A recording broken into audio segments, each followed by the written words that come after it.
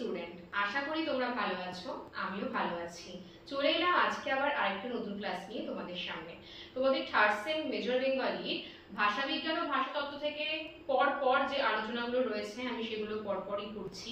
এবং আজকে আমার আলোচনার বিষয় হলো, তোমাদের দেখতেই পাচ্ছ বোর্ডে লিখে দিয়েছি শব্দ। ভাষা বিজ্ঞান ও ভাষাতত্ত্ব থেকে শব্দ যে রয়েছে সেটা আজকে আমাদের জানতে হবে। তাহলে দেখো, ক্লাসগুলো কিন্তু খুব মনোযোগ দিয়ে শুনবে এবং যারা এখনো পর্যন্ত আমাদের সাথে যুক্ত হওনি, ভাবছো যে যুক্ত হবে, তারা দেরি না করে খুব তাড়াতাড়ি আমাদের দেওয়া যে হেল্পলাইন নাম্বার আছে যোগাযোগ করো। আমাদের যোগাযোগ নম্বর 6295916282 এবং আরেকটা নাম্বার রয়েছে 7076398606। বেশ কয়েকটা ক্লাস হয়ে গেছে অনলাইন, তাই তোমাদেরকে বলছি, যদি তোমাদের আমার ক্লাস ভালো লেগে থাকে অবশ্যই লাইক কমেন্ট শেয়ার করে আমাদের পাশে থাকো এবং আমাদের যে অফিসিয়াল যে চ্যানেলটি রয়েছে ইউটিউবের সেটা অবশ্যই সাবস্ক্রাইব করে রেখো, কারণ সবার আগে তোমাদের কাছে নোটিফিকেশন কিন্তু পৌঁছে যাবে ক্লাসগুলোর। তাহলে দেখো, আজকে আমার আলোচনার বিষয় হচ্ছে শব্দ। আগে আমাদেরকে জানতে হবে যে শব্দ কি। দেখো, শব্দ হচ্ছে এমন একটা জিনিস যেটা একটা অর্থকে প্রকাশ করে সম্পূর্ণভাবে, ঠিক আছে? আমরা তো শব্দ দিয়ে বাক্য তৈরি করি। তো আজকে যদি আমি একটা এরকম বাক্য বলি যে আজ আমরা শব্দ সম্পর্কে জ্ঞান লাভ করব, তাহলে এখানে কটা শব্দ আছে বলো? আজ আমরা শব্দ সম্পর্কে জ্ঞান লাভ করব, 6টা শব্দ কিন্তু রয়েছে এখানে। তো এই 6টা শব্দ বা পদ দিয়ে কিন্তু একটা সুন্দর বাক্য তৈরি হচ্ছে, যার দ্বারা মনের ভাব প্রকাশ হচ্ছে। এবং এটা কিন্তু একাধিক অর্থ প্রকাশক ধ্বনি এবং ধ্বনি সমষ্টি দিয়েই এই শব্দ তৈরি হয়। তাহলে দেখো, এই যে আমি শব্দ বলছি, এই শব্দটা গঠন হয় কিভাবে আগে সেটা বলবো। শব্দ গঠন হয় দুভাবে। কিভাবে হয়? শব্দ গঠন হয় একটা হচ্ছে অর্থহীন ধ্বনি দিয়ে, আরেকটা হয় অর্থযুক্ত ধ্বনি দিয়ে। এবার তোমরা বলবে অর্থযুক্ত ধ্বনি দিয়ে তো শব্দ তৈরি হতেই হবে, না হলে এই শব্দটাকে কিভাবে আমরা গ্রহণ করব, বাক্যে কিভাবে আমরা এটাকে গ্রহণযোগ্য মনে করব, তাই না? কিন্তু সত্যি কথা বলতে আমাদের মধ্যে দেখতে পাই আমরা যে যখন কোনো একটা উৎকৃষ্ট উদাহরণ আমরা করি, আমি যে কোনো একটা উদাহরণ দিয়েছি মা, তো আমরা যখন মা বলছি, মা শব্দটার কিন্তু একটা অর্থ রয়েছে, তাই না? একটা অর্থ রয়েছে। এই শব্দটিকে আমরা কিন্তু বাক্যে অনায়াসেই ব্যবহার করতে পারি সুযোগ্য পদ হিসেবে। কিন্তু দেখো, যখন এই যে মা শব্দটা যে সৃষ্টি হয়েছে, সেটা কিন্তু দুটো অর্থহীন ধ্বনি দিয়ে সৃষ্টি হয়েছে। কিরকম? একটা হচ্ছে ম আর একটা যোগ আ। তাহলে দেখো, এখানে আলাদাভাবে কিন্তু ম আর আয়ের কিন্তু কোনো আলাদা অর্থ নেই, একেবারেই অর্থযুক্ত ধ্বনি নয়। এই দুটো আলাদা আলাদা বর্ণ, অর্থাৎ এই দেখো দেখতে পাচ্ছ অর্থহীন ধ্বনি দুটো। এই অর্থহীন ধ্বনি দুটো দিয়ে একটা নতুন শব্দ তৈরি হয়েছে, সেটা হচ্ছে ময়াকারে মা, এবং তারপর তার একটা অর্থ হচ্ছে, সেটা হচ্ছে মাতা বা আমাদের জন্মদাতা। বুঝতে পারলে? তাহলে শব্দ গঠন কতভাবে হতে পারে? দুভাবে হতে পারে, অর্থহীন ধ্বনি দ্বারা এবং অর্থযুক্ত ধ্বনি দ্বারা। এবার তোমাদের সামনে শব্দের যে প্রকারভেদগুলো আছে, দুই ভাগ রয়েছে, দুই ভাগে কিভাবে ভাগ করেছি সেগুলোর প্রত্যেকটা সংজ্ঞা উদাহরণ সহ তোমাদেরকে আজকে বোঝাবো। তাহলে দেখো, ক্লাসগুলো যখন তোমরা করছো, বলে রাখি, ক্লাসগুলো যখন তোমরা করছো অবশ্যই প্রথম থেকে আমাদের সাথে যুক্ত হওয়ার চেষ্টা করবে। না দেখো, শুধু নোটস পড়ে কিন্তু জ্ঞান লাভ করা যায় না, রেজাল্টও ভালো হবে না।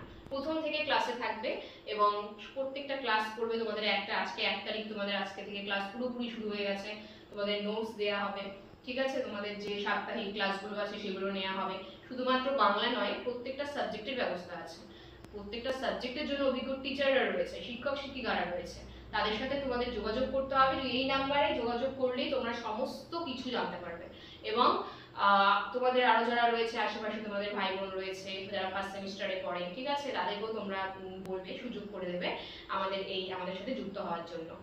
তাহলে দেখো, শব্দ আমরা দুভাগে ভাগ করি শব্দকে। একটা হচ্ছে গঠনগত ভাগ, ঠিক আছে, আর একটা হচ্ছে অর্থগত ভাগ। গঠনগত ভাবে আমরা শব্দকে যে ভাগ করি, দুভাগে ভাগ করি। একটা হচ্ছে মৌলিক শব্দ আর একটা হচ্ছে সাধিত শব্দ। এবার তোমরা বলবে গঠনগত ভাগের মধ্যে মৌলিকই বা কি, সাধিতই বা কি?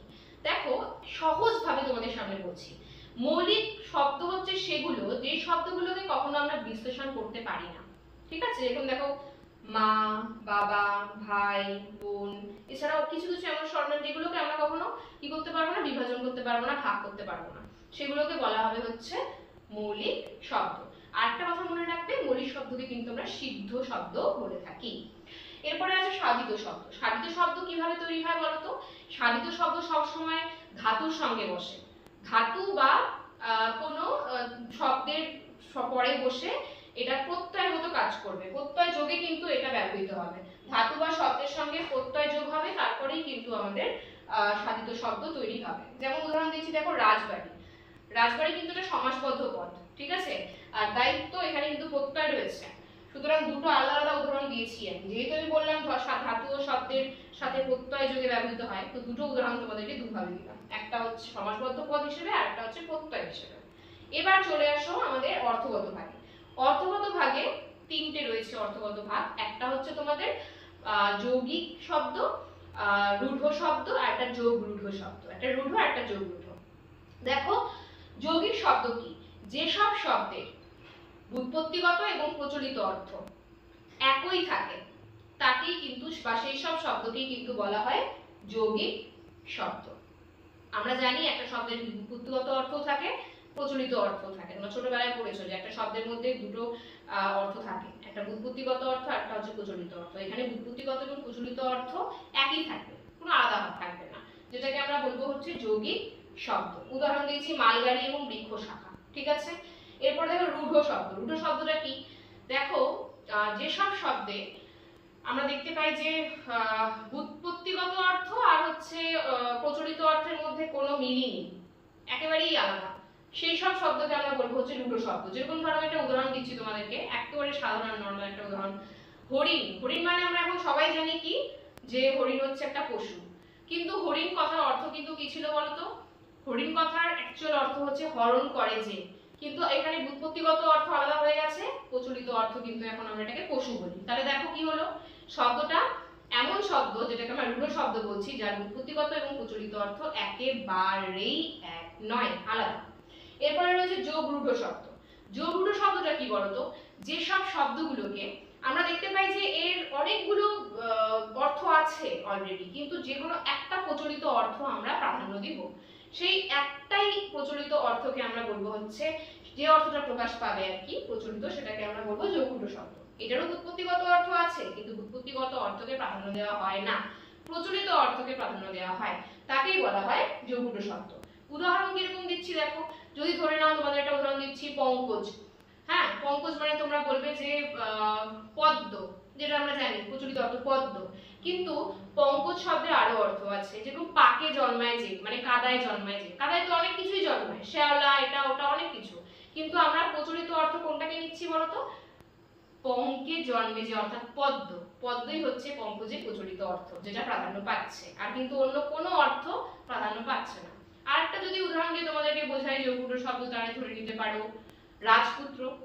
রাজপুত্র তোমরা অনেকেই বলবে রাজপুত্র মানে রাজার পুত্র, রাজপুত্র, কিন্তু না, এখানে রাজপুত যে রয়েছে কথাটা, রাজপুত এটা হচ্ছে রাজার পুত্র নয়, কারণ আমরা জানি পুত মানে পুত্র, তো অনেকেই বলবে যে রাজার পুত্র, কিন্তু না, রাজপুত কথাটার যে প্রচলিত অর্থ আছে সেটা কিন্তু একটা জাতি, এটা একটা রাজপুত জাতির কথা বলা হচ্ছে। এখানে কিন্তু কোনো অর্থ প্রাধান্য পাচ্ছে না, একাধিক অর্থ থাকা সত্ত্বেও এখানে প্রচলিত অর্থটাকেই আমরা প্রাধান্য দিচ্ছি, সুতরাং এটাকে আমরা বলবো যোগ রূঢ় শব্দ। তাহলে আশা করি আমার ক্লাস তোমরা বুঝতে পারছো, অনুধাবন করতে পারছো। কোনো যদি প্রবলেম হয় অবশ্যই কমেন্ট বক্সে আমাকে জানাবে। তোমাদের সামনে আজকে তুলে ধরলাম শব্দ, সবকটা শব্দের যে গঠনগত ভাগ রয়েছে, অর্থগত ভাগ রয়েছে, সবকটার সংজ্ঞা সহ উদাহরণ দিলাম। আমার ক্লাস যদি তোমাদের ভালো লেগে থাকে অবশ্যই লাইক কমেন্ট শেয়ার করে আমাদের পাশে থাকবে। তোমাদের এক একটা লাইক কমেন্ট শেয়ার আমাদেরকে আরো ভালো কাজ করার প্রেরণা যোগায়। আর চ্যানেলটা অবশ্যই সাবস্ক্রাইব করে রাখবে সবার আগে নোটিফিকেশন পৌঁছানোর জন্য। তাহলে চলো আজকে এত পর্যন্তই, পরবর্তী ক্লাসে তোমাদের সাথে আবার নেক্সট ক্লাসে দেখা হচ্ছে। এরপরে যে বিষয়টি রয়েছে সেটি নিয়ে খুব সম্ভবত পদ প্রকার রয়েছে, তো সেটা তোমাদের বোঝাবো। আজকে এত পর্যন্তই, শুভরাত্রি, ভালো থেকো, সুস্থ থেকো, ধন্যবাদ।